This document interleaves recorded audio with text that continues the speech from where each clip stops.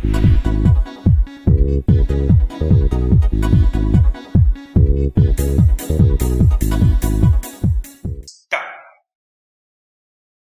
दोस्तों, मैं हूं विनायक niftynayak.com से। अगर आपने हमारे चैनल को लाइक और सब्सक्राइब नहीं किया तो नीचे का बेल बटन दबा के जरूर लाइक और सब्सक्राइब कीजिएगा ताकि आप स्टॉक मार्केट खासकर ऑप्शन ट्रेडिंग के बारे में जान सकें। आज मैं एक 4 स्टेप ऑप्शन विनिंग स्ट्रैटेजी के बारे में बात करूं। तो इस स्ट्रैटेजी के बारे में बात करने से पहले स्ट्रैटेजीज होता क्या है? स्ट्रैटेजी बेसिकली एक ट्रेड सेटअप होता है और जैसे वो ट्रेड सेटअप होता है आप ट्रेड लेते हैं और उस सेटअप के हिसाब से आपको नुकसान या प्रॉफिट होता है। तो बहुत सारे स्ट्रैटेजीज है, जैसे इंट्राडे स्ट्रैटेजी है, वीकली पोजिशनल स्ट्रैटेजी है, मंथली स्ट्रैटेजी है, लॉन्ग टर्म स्ट्रैटेजी है। और ये जो इंट्राडे वीकली सेटअप जो होता है इसमें प्रॉफिट कम होता है। ऐसा नहीं कि आपके इंट्राडे सेटअप में आप रोज करोड़ों रुपए कमाएंगे, ठीक है, पर हाँ अगर वो प्रॉफिट छोटा भी है तो पर अगर आपको वो रेगुलरली दे पा रहा है तो वो स्ट्रैटेजी अच्छा है। तो आज जो स्ट्रैटेजी में बात करने वाला हूं वो एक स्टॉक ऑप्शन स्ट्रैटेजी।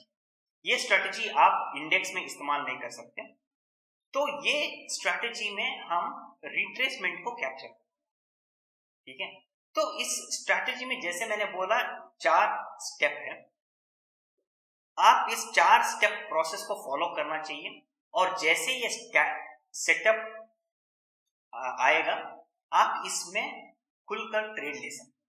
और इस ट्रेडिंग में, इस स्ट्रैटेजी में आपका प्रॉफिट पोटेंशियल ज्यादा है और प्रोबेबिलिटी भी ज्यादा है। पर ये सेटअप जो है ये आपको रोज नहीं मिलेगा, ये आपको हफ्ते में एक बार भी शायद नहीं मिलेगा। ये आपको कभी कभी महीने में एक बार मिलता है या 2 महीने में एक बार मिलता है। पर अगर आप प्रोसेस को ठीक तरह से फॉलो करेंगे तो आपको प्रॉफिट आएगा ही आएगा। क्योंकि मैं इस स्ट्रैटेजी को बहुत सालों से इस्तेमाल कर रहा हूं और जहां तक मुझे याद है मैंने इस स्ट्रैटेजी में नुकसान पाया ही नहीं, ठीक है। तो मैं इतना कॉन्फिडेंट हूं इस स्ट्रैटेजी। तो इस वीडियो को अंत तक देखिएगा तो आपको इस स्ट्रैटेजी के बारे में पूरा जानकारी मिले। तो जैसे मैंने बोला इस स्ट्रैटेजी को हम स्टॉक ऑप्शंस में ट्रेडिंग करते हैं। तो इस स्ट्रैटेजी के बारे में बोलने से पहले मैं आपको स्टॉक्स के बिहेवियर के बारे में कुछ बोलना चाहता हूं। स्टॉक्स जो है, जो भी ऊपर जाता है उसको नीचे आना ही, ठीक है। जो जितना ऊपर जाएगा और जितना तेज गति से ऊपर जाएगा उतने ही तेज गति से वो नीचे भी आएगा। पर प्रॉब्लम ये है कि हमें वो पीक पॉइंट पकड़ना बहुत मुश्किल है। अब फॉर एग्जांपल किसी 100 रुपए का शेयर 200 तक जा सकता है, 300 तक जा सकता है, 500 तक जा सकता है, 1000 हो सकता है। आप अदानी एंटरप्राइजेस देख लीजिए, 4-5 साल पहले वो 300-400 में था, अभी 3000 के आसपास है। तो उस पीक को पकड़ना बहुत ही मुश्किल। तो हम इस 4 स्टेप प्रोसेस में उस पीक को आइडेंटिफाई करने के लिए ट्राई कर रहे हैं, ठीक है। तो अभी मैं इस स्ट्रैटेजी के बारे में बोलूं तो पीक को आइडेंटिफाई करने के लिए पहला स्टेप जो है वो है आपको RSI देखना। RSI का मतलब रिलेटिव स्ट्रेंथ इंडेक्स। जब रिलेटिव स्ट्रेंथ इंडेक्स 75 के ऊपर रहेगा तब आप बोल सकते हैं कि इस स्टॉक जो ऊपर जा रहा है इसका मोमेंटम में थोड़ा कमी आएगा और अभी ये स्टॉक नीचे आने की चांसेस है, ठीक है।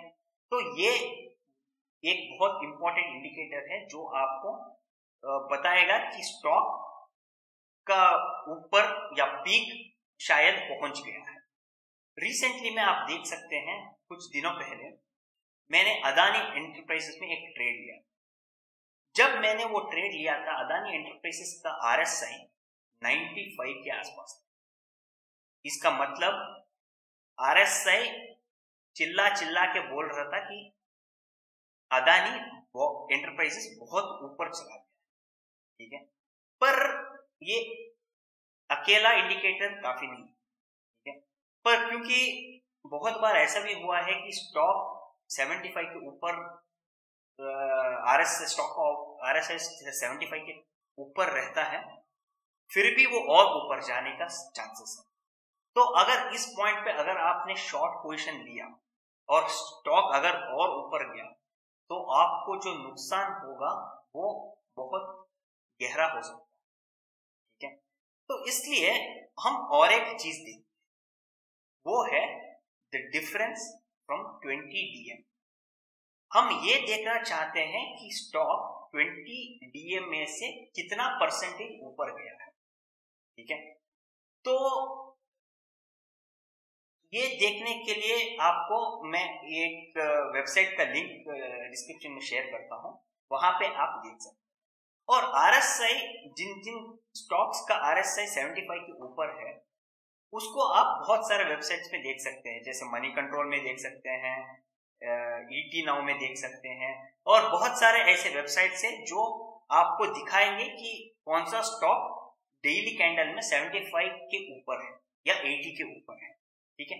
आपको पहले उन स्टॉक्स को फिल्टर करना है जिनका RSI 75 के ऊपर है, और बाद में आपको उस स्टॉक्स को फिल्टर करना है जिसका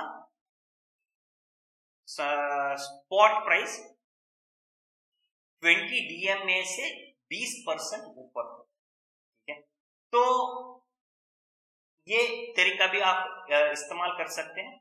नहीं तो मैं आपको एक लिंक दिखाता हूं, होपफुली आप मेरा स्क्रीन को देख सकते हैं।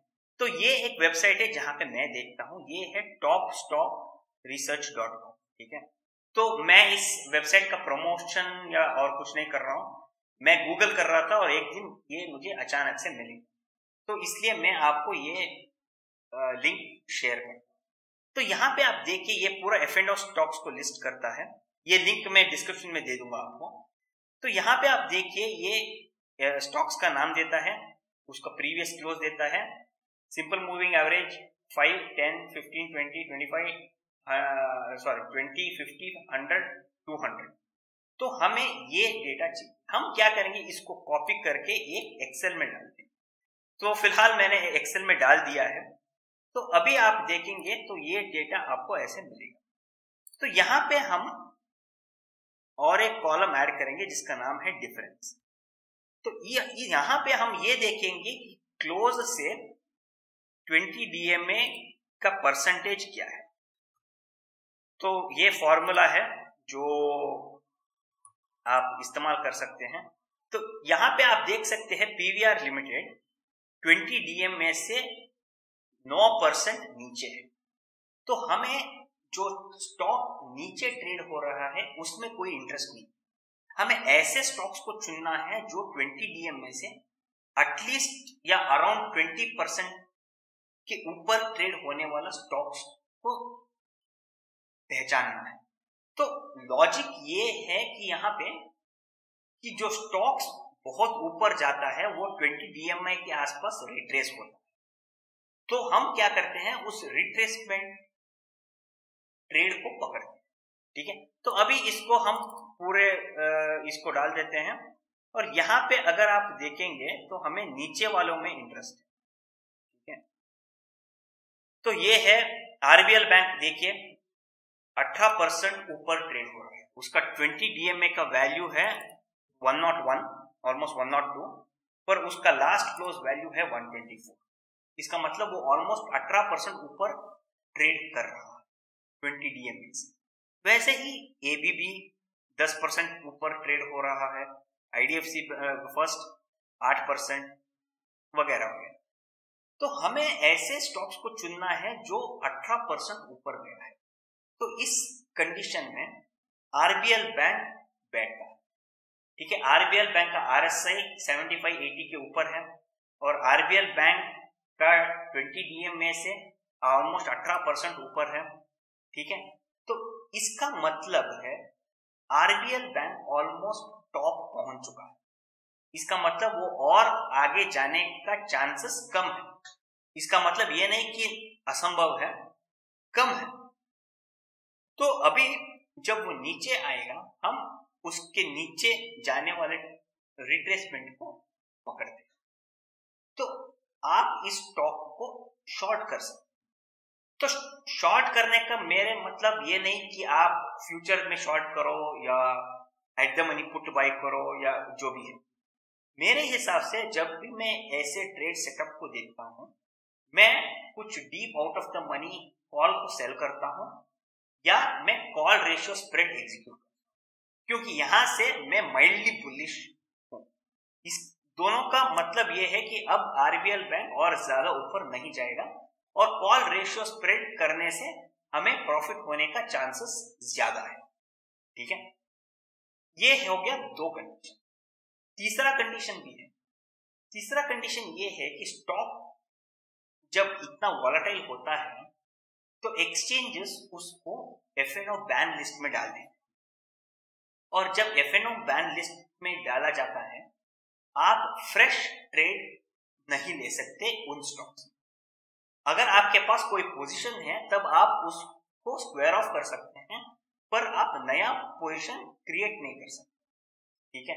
क्योंकि जब आप क्रिएट करेंगे तो एक्सचेंज और सेबी आप पे पेनल्टी लगाएंगे, ठीक है। एक बार मेरे साथ ऐसे ही हुआ था, कुछ महीने पहले वोडाफोन आइडिया में एक अच्छा ट्रेड आया था जब मैंने ये एग्जीक्यूट किया, पर बाद में मुझे पता चला कि वोडाफोन आइडिया एफएनओ बैन में, जिसकी वजह से मुझे कुछ पेनल्टी भी लगा दिया गया, ठीक है। तो मैं नहीं चाहता हूं कि आप भी इस मिस्टेक को कीजिए, ठीक है। तो यहां पे मैंने आपको 3 स्टेप तो बोल दिया। पहला स्टेप यह है कि आपको देखना है कि आरएसआई 75-80 के ऊपर है। बाद में आपको ये देखना है कि उस स्टॉक का स्पॉट 20 डीएम में से अराउंड 20% के आसपास ऊपर है, ठीक है। और तीसरा कंडीशन ये है कि आपको जरूर ये देखना है कि वो स्टॉक एफएनओ बैन में ना रहे। जब एफएनओ बैन में चला जाता है, अगर आपने ट्रेड लिया है, ठीक है, ज्यादातर क्या होता है, जो भी स्टॉक एफएनओ बैन में चला जाता है उसमें नया ओपन इंटरेस्ट तो बनता नहीं है, ठीक है। तो अभी तक जो ओपन इंटरेस्ट बना है वो ओपन इंटरेस्ट भी बड़ा है और स्टॉक प्राइस भी बड़ा है। तो अभी वो ओपन इंटरेस्ट और बढ़ नहीं सकता। तो मोस्ट ऑफ द टाइम्स जब भी कोई स्टॉक एफएनओ बैन में चला जाता है, उसका गिरने का संभावना ज्यादा है, जो हम वही चाहते हैं, ठीक है। क्योंकि अगर स्टॉक जितना गिरेगा हमें उतना जल्दी प्रॉफिट मिलेगा, ठीक है। पर कभी कभी ऐसे भी हुआ है कि स्टॉक एफएनओ बैन में चला गया है, उसके बावजूद भी स्टॉक्स के स्टॉक प्राइस ऊपर गए हैं। जब वो ऐसे होता है तो आपके पास और कोई चारा नहीं है, आपको एक स्टॉप लॉस लगा के स्ट्रिक्ट स्टॉप लॉस फॉलो करके उस ट्रेड से निकलना है, ठीक है। तो ये हो गया थर्ड कंडीशन। मैंने बोला था कि ये 4 स्टेप प्रोसेस है। तो चौथा स्टेप क्या है? तो ये बोलने से पहले मैं कुछ इसके बैकग्राउंड दे देता हूं। जब भी कोई स्टॉक का ऑप्शन खुलता है तो एक्सचेंज उसका एक रेंज सेट करता है। फॉर एग्जांपल रिलायंस अभी 2000 में ट्रेड हो रहा है, ठीक है। और जब नया मंथली ऑप्शन खुलेगा तो एक्सचेंज रेंज तैयार करेगा कि ये 1000 से 4000 के बीच में ट्रेड करेगा।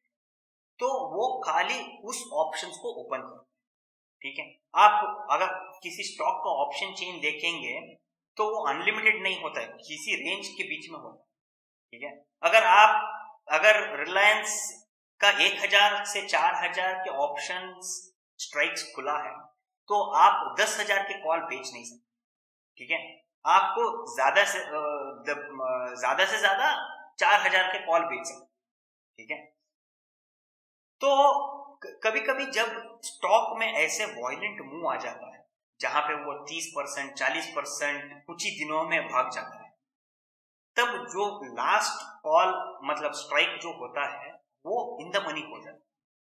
अब समझो रिलायंस, इस रिलायंस एग्जांपल में अगर रिलायंस 40%, 50% ऊपर चला गया तो वो जो 4000 कॉल है वो इन द मनी हो जाता है। और जब ये हो जाता है अगले दिन एक्सचेंज और थोड़ा स्ट्राइक खुल देता है। तो अगले अगर 4000 क्रॉस कर दिया रिलायंस ने तो रिलायंस शायद 7000 तक स्ट्राइक्स खोल देते, ठीक है। मैं मेरे एक्सपीरियंस से बोल सकता हूं, जब एक्सचेंज नया सेट ऑफ स्ट्राइक्स खोलते हैं तो ज्यादातर वो उस नए सेट ऑफ स्ट्राइक्स पार नहीं करते। अगर रिलायंस ने 7000 तक स्ट्राइक्स खोला है तो रिलायंस 7000 तक जाने का चांसेस बहुत कम है, क्योंकि ये एफएनओ स्टॉक है और इसमें बहुत मैनिपुलेशन होता है। और जो भी स्टॉक भागता है वो कुछ ही दिनों के लिए भागता है, ऐसा नहीं कि पूरा महीना रोज 10% भागेगा, ठीक है। शायद एक 3-4 दिन कंटिन्यूसली 10%, 15% भागेगा, पर एक पॉइंट के बाद वो थक जाएगा और वहीं पे रहेगा या गिर जाएगा। जब नया सेट ऑफ स्ट्राइक्स खुलता है तब आप आराम से ऐसे कॉल को बेच सकते हैं जहां पे आपके कैपिटल पे 5 से 10% का रिटर्न आ सकता है, ठीक है। अब फॉर एग्जांपल रिलायंस के 4000 से 7000 तक कॉल स्ट्राइक्स ओपन किया, तो अब सोचिए कि उस दिन 5000 के स्ट्राइक बेचने से आपको 7% मिलेगा। आप उसको आंख बंद करके बेच सकते हैं। इनफैक्ट जब ये होता है मेरा कॉन्फिडेंस और बढ़ जाता है और मैं ज्यादा वॉल्यूम्स में उस चीज को बेचता हूं। अगर आपको बेचने के लिए डर लगता है तो आप आराम से कॉल रेशियो स्प्रेड एग्जीक्यूट कर सकते हैं। तो ये 2 स्ट्रैटेजी इंप्लीमेंट करने से आपको अच्छा प्रॉफिट आएगा। जैसे मैं बोल रहा हूं मेरे एक्सपीरियंस से, मुझे याद नहीं है कि इस स्ट्रैटेजी मैंने लास्ट कब लॉस किया। मैं इतना कॉन्फिडेंट हूं इस स्ट्रैटेजी को लेकर, और मैं इस स्ट्रैटेजी अगर जब मुझे मिल जाता है मैं बहुत खुश होता हूं, क्योंकि इसमें नुकसान होने का चांसेस कम है। पर आपको strict stop loss rule follow करना ही।